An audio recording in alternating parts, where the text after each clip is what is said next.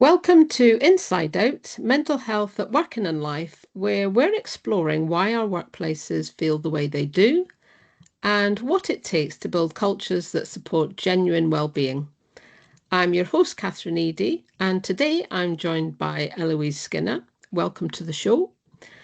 But before we get into the topic of mental health at work and in life, for people meeting you for the first time, could you share a little bit about yourself? Yeah, sure. Thank you for having me.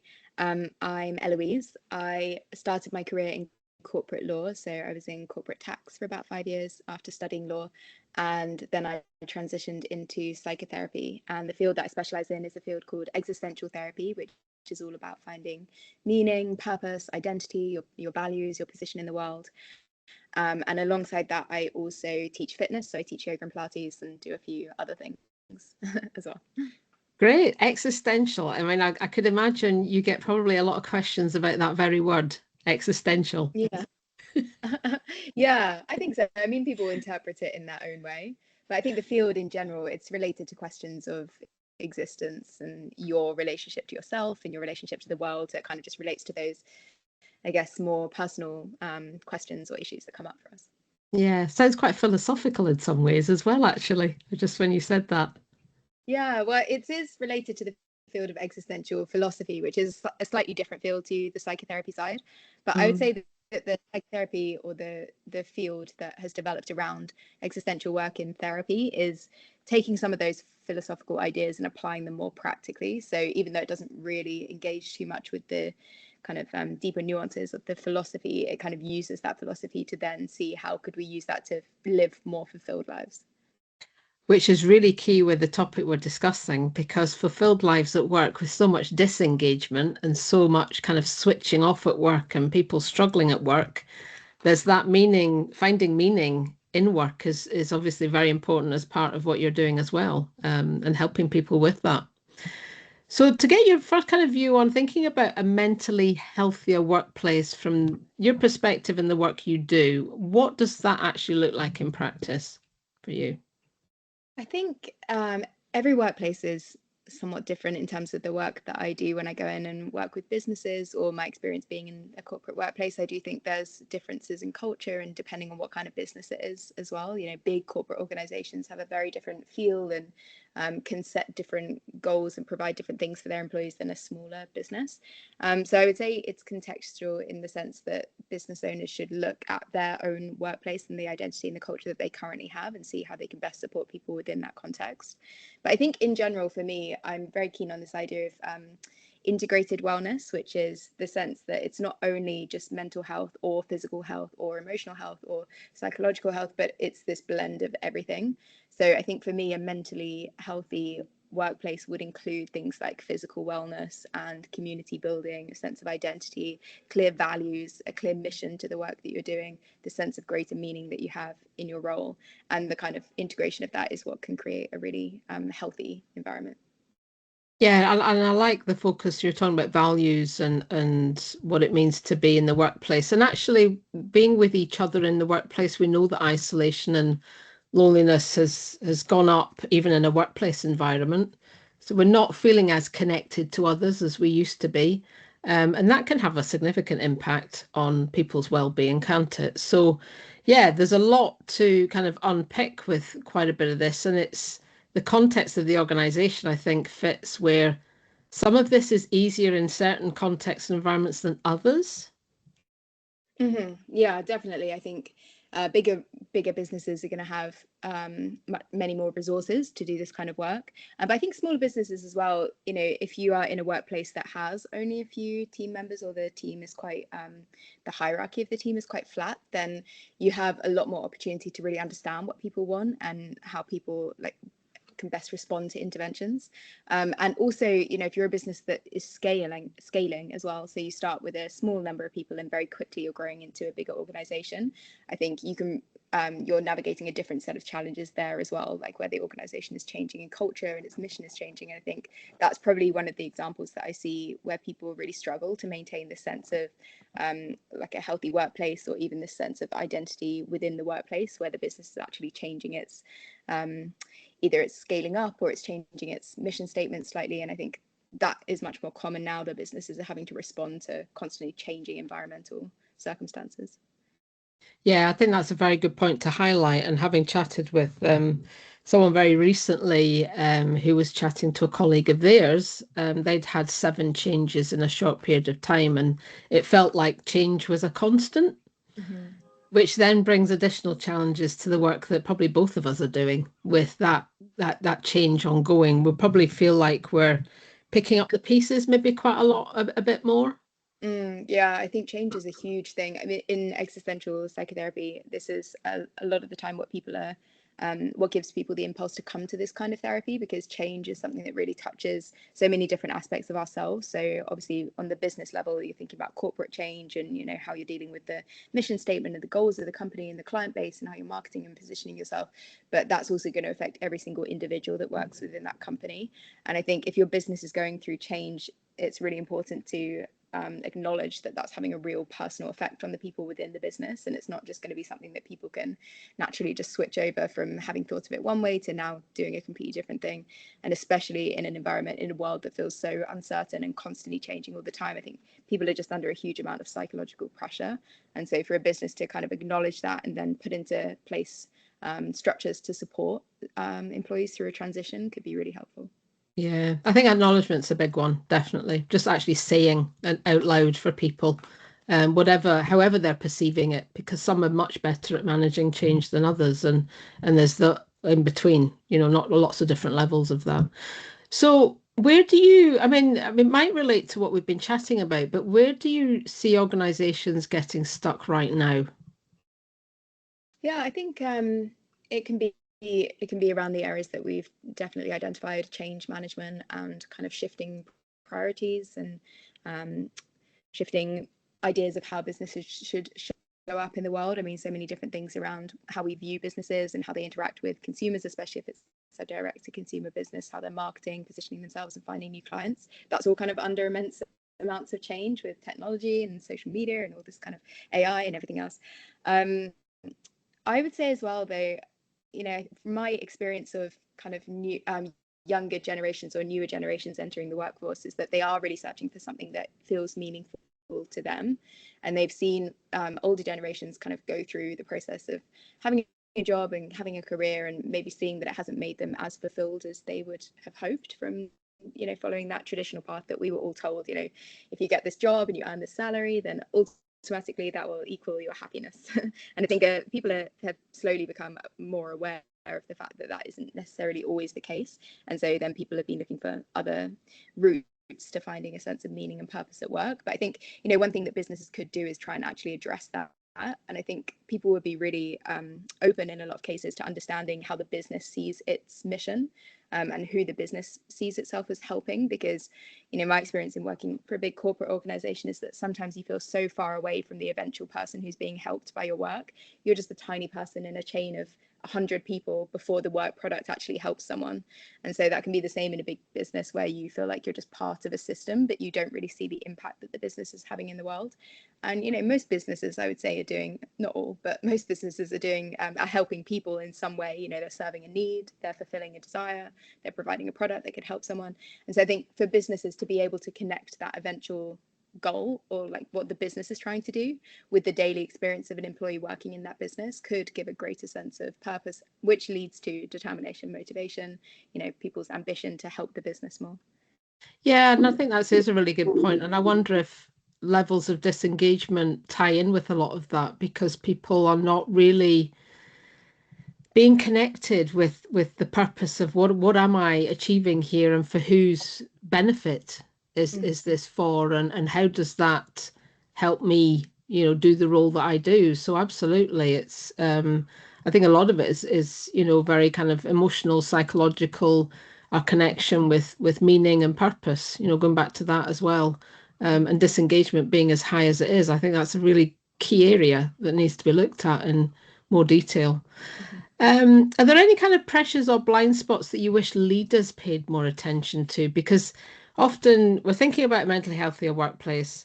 We've then chatted kind of where organizations are getting stuck. Ultimately, leaders are leading, they're setting the scene, the pace often, the messaging So we've touched on communication or lack of. Yeah, what kind of do you think, is going to help this where leaders are kind of involved? Yeah, I think there's different ways you can look at it. Maybe one way that would be helpful for a leader to look at their own position is to reflect on what they're representing, their kind of, how they show up and what that says about the business and who they are and the leader themselves.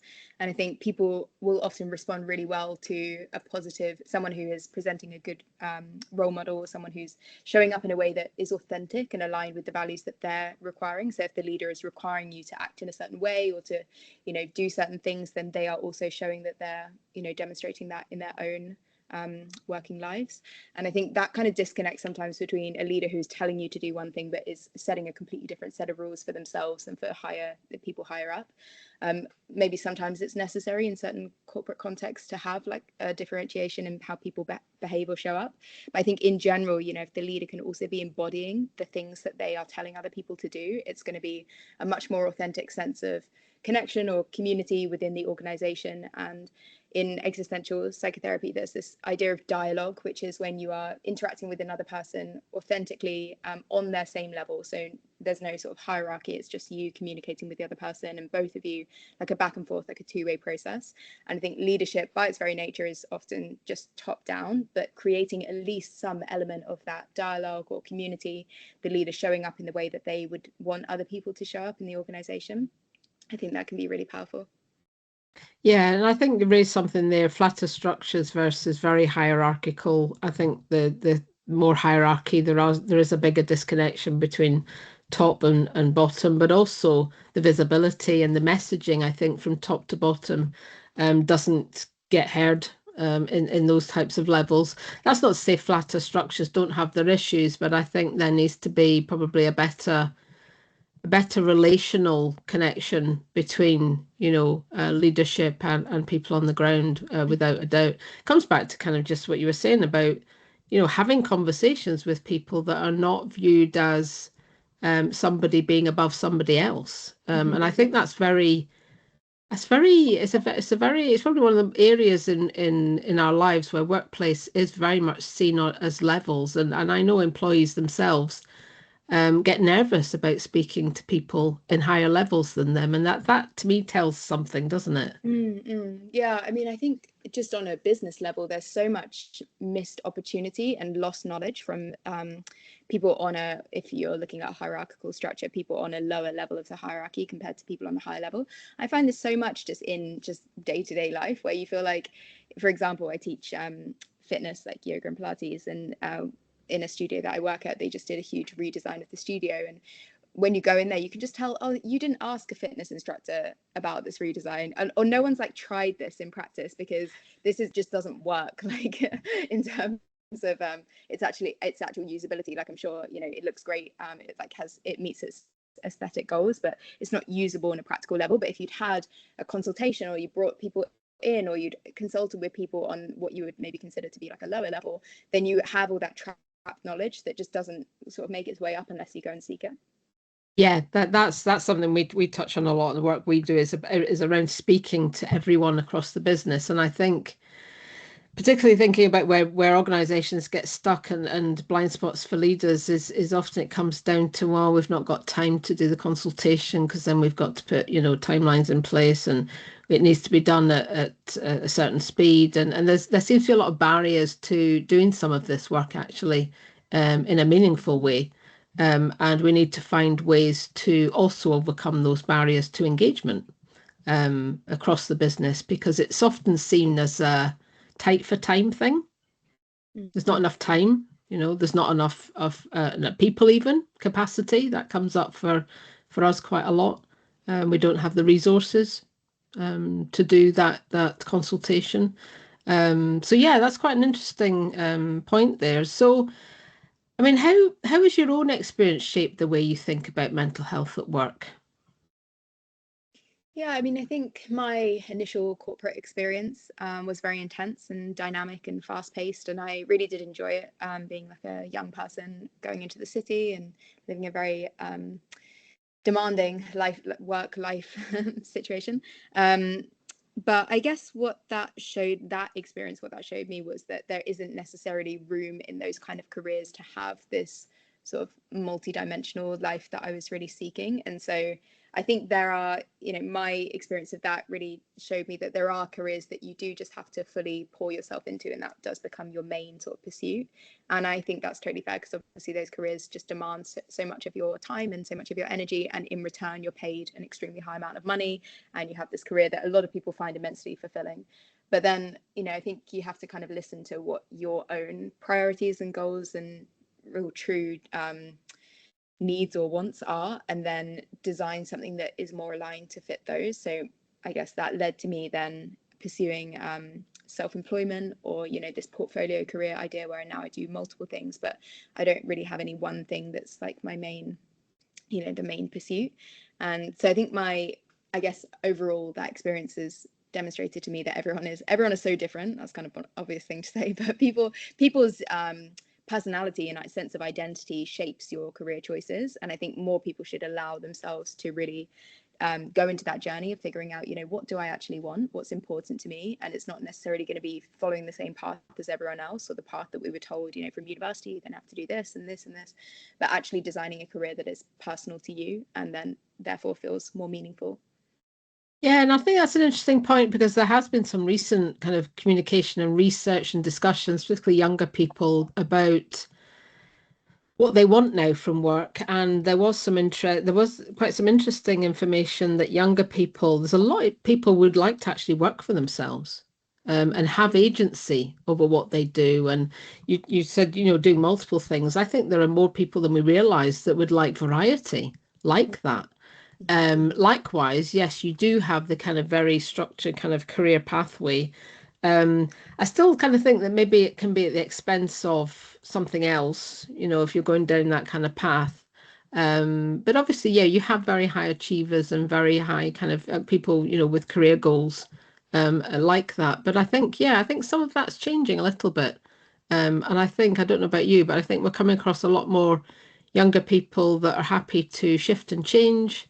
There's no really such thing as a career for life anymore. That's gone. And people are willing to go, well, I don't quite like what I'm doing. I'll go and I mean, I've heard people retraining to do something completely different to what they'd originally done at university, for instance. That's, again, I think a bit more common. I don't know if you see that as well. Oh yeah, definitely. I mean, psychotherapy is a great example of this career, because I think it's about 90% of people who come into it are like career changers, or people who have decided to do it later in life. Um, yeah, I think the younger generations, I mean, one thing is that they've grown up in a world that is just constant change. There hasn't really ever been a sense of stability for them, especially if you were in education during the pandemic and you had your final years of school or university disrupted by just what, this whole shift that happened, suddenly working in a completely different way. And so I think they're much more comfortable with the sense of transition than other generations might have been, really attached to this idea of stability. And so that leads to people being much more flexible about what they're doing and their career decisions. And yeah, this acknowledgement that there is more to life than, just having a full-time job. And I think there's still, as you said, there's still a group of people who do find that fulfilling. And I saw that in law, people who had really found their passion, and it just really suited them to throw themselves in fully. And then for others, the careers are changing so much anyway with the advent of AI and technology. And I think a lot of these big corporate organizations will be taking fewer junior people anyway in the future. So that may leave scope for other people to do different things and explore, different routes. Yeah. Yeah, no, really interesting. I mean, having spoken with a number of different people in the legal profession as well, some start off and they enjoy it at the beginning, and then they start not to enjoy it so much anymore. High pressures don't suit everyone. The ways of working don't suit everyone. What's expected of them doesn't suit everyone. And I think it can be a great career to start with, and then you do find in those types of professions in the 30s and 40s, people go off and do other things. They say, I've done that, and I'm glad I did it, and I've learned a lot from it. However, now I would like to do X, Y, and Z, which Yeah. is interesting. Yeah. So at the moment, if you could change, often this question comes with kind of, me saying that, one thing can have a ripple effect on lots of other things. But if you could change one thing that would improve people's daily working lives, what would it be at the moment in particular? I think for me, I have to come back to the sense of meaning and purpose because this is my main work, I guess.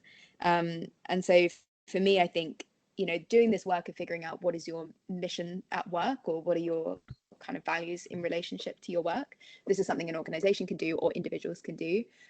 I have this exercise called the mission statement. It's like a template that you create your own mission statement. And Mm. I've often gone into organizations and businesses and helped them, define what is the corporate mission of the business. Often they know that, but it's not really communicated through any channels to the employees who are actually doing the work of the mission. Sort of embedding that more into communications and the way the business presents itself both internally and externally. And then for individual employees, sort of doing their own work around, what are my values, what do I care about, and what is my mission at work, like how do I feel like I'm contributing to something greater than just my own day-to-day tasks. And it doesn't need to be necessarily tied to the overall mission of the business. If the business is trying to provide, I don't know, sell a new type of clothing to like a certain audience, but your mission at work may be to work within your immediate team and to support the person who is doing this other role or something like that. So you can make it much more personal to you. It can be an internal sense of mission as well as external. And I think, if I were to recommend one thing, it would be to start engaging in that work for yourself as an employee, just thinking about it and then planning, structuring your values and, getting this sense of what is it actually for. Yeah. So if individual employees are feeling really stuck, I mean, would that be one of the first things they could start to look at and actually really try and understand themselves a bit more in that way? Yeah, so you can start with a values exercise. So that's just sitting down, piece of paper. You write down all of the values that you think are important to you, and you can kind of be flexible about how you define values. But these are things like honesty, integrity, generosity, community, whatever feels authentic to you. Just write a huge list of them. Then go back through and see if you can kind of group them together. So if you've got ones that are really similar, put them into one category. From there, you can pick maybe like 5 or so core values that are most important to you, that feel like they really represent who you are and what your priorities are. And then you can also write down examples of when you see those values in practice. So if your value is community, you can say, for example, when I'm engaging in a certain activity within my community, or when I feel like I give something back. And that just helps to bring them to life a little bit. And then from there, you can start to notice how your values show up at work. So if you have this list of 5 core values that you feel like really represent who you are and who you want to be in the world, you can notice as you go through your week, when am I living out those values? What are situations where I feel like I'm in conflict with those values? Because those can often indicate, something deeper that's maybe like a longer term issue for you in terms of alignment with your career or with your job, if you're constantly running into conflict with your personal values. Or on the other hand, if you feel like the job actually allows you to engage in those values, that can be something that's really supportive in the long term. So it's just a nice exercise to kind of get started with that self-reflection. Yeah, no, I really like that. Having read Dr. Susan David's work, the psychologist, Australian psychologist, she talks a lot about living your values.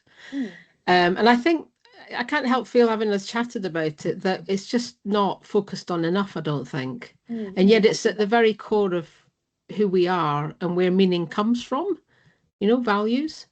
Exactly, yeah. And it's such a straightforward, it's not easy, but it is straightforward to start to think about, because it will become obvious to you quite quickly what you care about. And even if you're not sure or have never thought about it before, just looking at your actual life will normally demonstrate to you where things are important, or what's not important to you. And if you're not sure, you can always find a long list of values on a website or something. Just get like Google to generate them. And then from there you can pick, which ones feel aligned to you. You don't have to necessarily create them. So I mean, for most people it feels like, even if they've never thought about it before, it will feel very instinctive.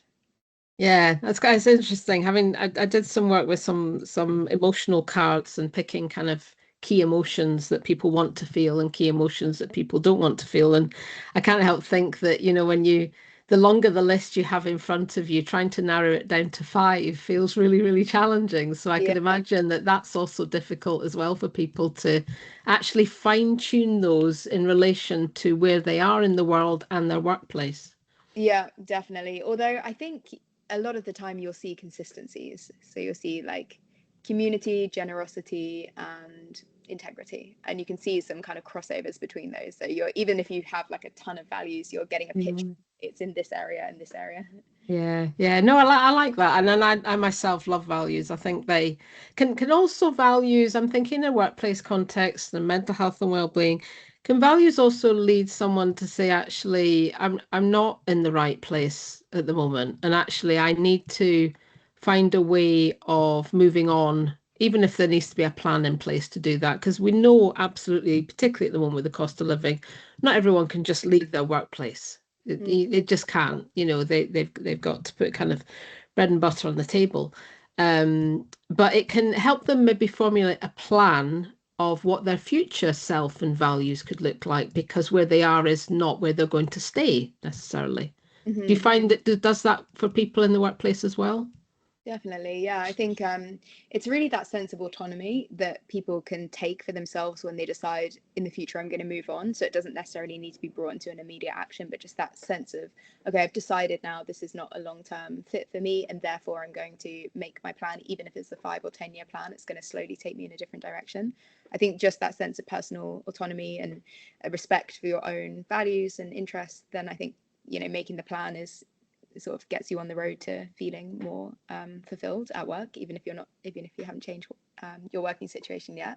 And the other thing I would say about values is often I think we get into these situations where we wonder, why did that conflict mean so much to me? Why was that so important? Why am I so annoyed by that interaction that I had with a person or at work or wherever? And I think if you really look at those interactions where you feel like it's really affected you in a way that doesn't seem commensurate to the actual situation that happened, you can sometimes figure out, oh, that was a value conflict. That was something that really meant something to me personally, and where I was in conflict with someone, I felt like that was disrespected or wasn't fulfilled in a way. And I think that can give you a good sense of whether it's really going to be a long-term misfit for you in that workplace, or if it's something that's just more practical or surface level, that it may not really matter that much in the long term. Yeah, and I think that fits really nicely with health and well-being and where people feel they can live their values. I think they definitely will have better overall health and well-being and live better lives if they can lead with their values. So, for people holding influence, what does using it well look like? What can we do with that? I think people holding influence should do this work as well. I mean, maybe even more so because of the responsibility that they have. In this field of existential psychotherapy, there's always been, on one side there's kind of privilege or power or responsibility, and on the other side there's privilege or power, and on the other side there's responsibility or duty. So these two things kind of sit together. Like, you have the authority, and that comes with the responsibility to communicate that well, or to do something with that is beneficial for other people. And so I think the people who have positions of power should be thinking really carefully about how they want to use that power, what they want to use it for, what is their personal sense of meaning and purpose, entering into a sense of, as we said before, this sense of dialogue with the people that that may be underneath them on the hierarchy, but essentially are still human beings, and we're all on the same level ultimately. So this sense of dialogue with other people in your team, and then showing up in a way that is authentic and feels meaningful to them as well. So not sort of hiding the self behind the power, but really stepping into it and embodying it fully, and in a way that makes sense with that person's personal identity as well. Yeah, I think that is really important, more so than ever, because there's a lot of cynicism behind authority and power now. Trust issues. And I have heard some people say, when they've been supported by someone in power and with influence and responsibility, and they've had a good relationship with that person, it has made a massive difference to their overall well-being. And there's often more people are surprised by people who have influence in power actually being that person that they can connect with. Ultimately, I think people do feel quite disconnected from people in power. So yeah, you're right. I think there's more work needed, definitely, in that area to try and close that gap in trust and kind of skepticism and cynicism that we're seeing around us at the moment. Um, So finishing off, what still gives you hope right now? I think there are so many things that are exciting and interesting about the way the world is developing. So many things that aren't, obviously, but also things that are good and things that are not so good. On the good side, I mean, I think people now, as we were saying before, there's so much more flexibility, ability to choose your own path.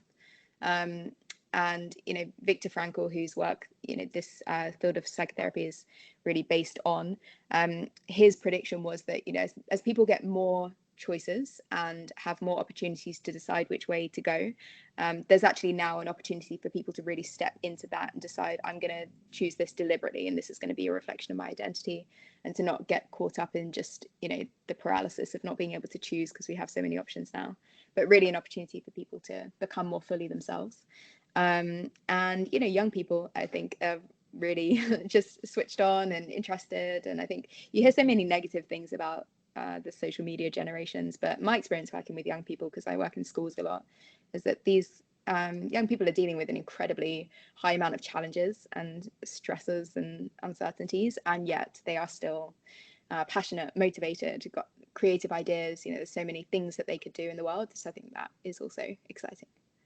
Yeah, and I think they are looking for something very different, and they're looking for our leaders ultimately, whether it's leaders in the workplace, leaders in school, or leaders in parliament. They are looking for a different kind of way of working and functioning in society. And they are demanding, yeah, demanding a different way, which I think is great. I mean, I hope that kind of does continue to help us think about what the future is for, because what, particularly in the workplace, young people going into the workplace, there's a lot of employers kind of saying, we're struggling with young people in the workplace. We're struggling to manage them, and I'm thinking, okay, right, manage, you need to be working with young people, not kind of manage them or micromanaging, that kind of stuff that goes on. And I think they're setting an example of, this is not, we don't want these old ways. We want something new, fresh, Yeah. different, Yeah. different structures, even the way things are set up, flatter structures, less hierarchy. And I don't know if you came across this as well, that many young people don't want to become managers. Mm. They're not interested in management. Yeah. I think they want more freedom and more flexibility, and that maybe they are also thinking flatter is better within an organization as well. We'll have to wait and see how that kind of evolves, I think, over time. It's interesting. Yeah, I can definitely see that.